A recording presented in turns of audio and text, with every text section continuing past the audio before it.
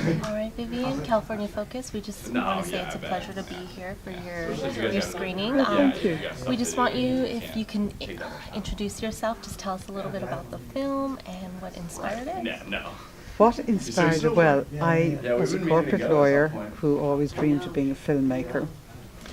And I got cancer in 1993, and my late husband now said to me, because he died very young, he said to me, an idea is worth nothing until it's executed. You have a lot of ideas for films. You've got to start doing something towards it. We only have one life, and you should try and do what you feel you're meant to be doing.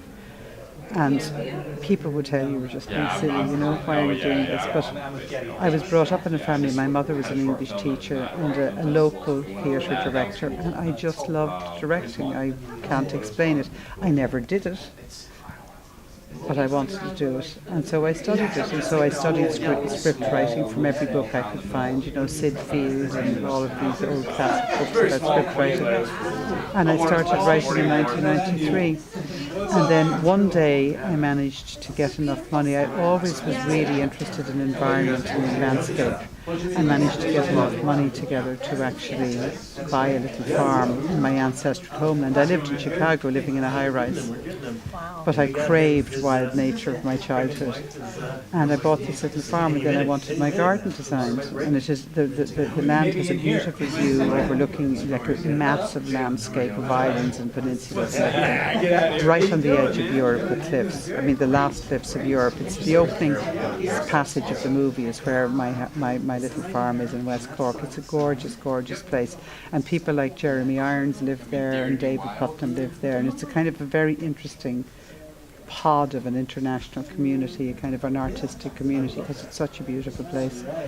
And so somebody recommended this landscape designer who did wild gardens, and I said, well, I want a wild garden that articulates into the landscape beyond. And so I met this extraordinary young woman, very young, called Mary Reynolds, and about 6 months later she sent me back this extraordinary wild garden design, which the theme, I had given her design brief, and the theme was Celtic Zen. And in the process of building that wild garden, she told me her story of how she went to Ethiopia and then went to the Chelsea Flower Show and then won it. And the Chelsea Flower Show is kind of the biggest, it's kind of the Olympics of garden design. And so that's how the story came about. And it came about, I've always been very interested in landscape as it relates to gardens, and I could never understand why people were constantly spraying things and mowing things. People travel the world over to find places of untouched natural beauty, and yet our own gardens are like hyper manicured, and bees can't live in our lawns. And so one of the first things we did is we had clover lawns, so they support lots of pollinators, whereas a mowed lawn can't support one bee. So that was the philosophy, but that was back in 2004, before that was fashionable.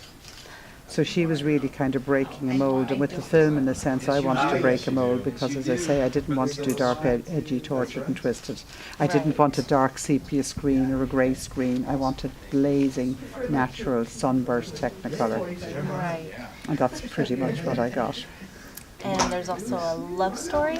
There is a love story because she the only people, like a typical, like Home Depot or, landscape providers don't do wild.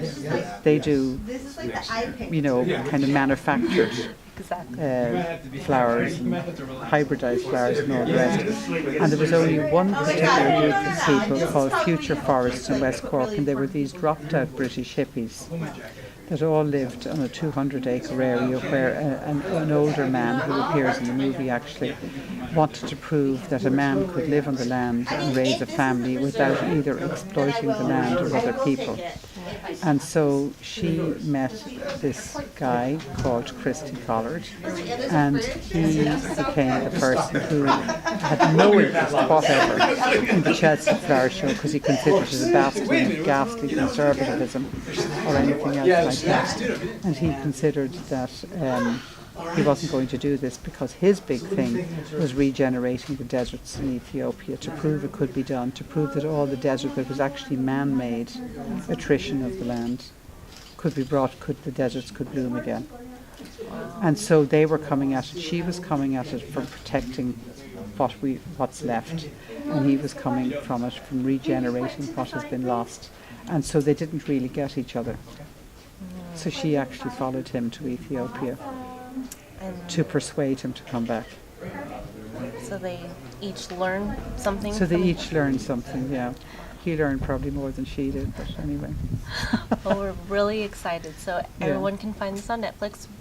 We have, Yes. we get to see it today. Thank Yes. you so much. We're so excited.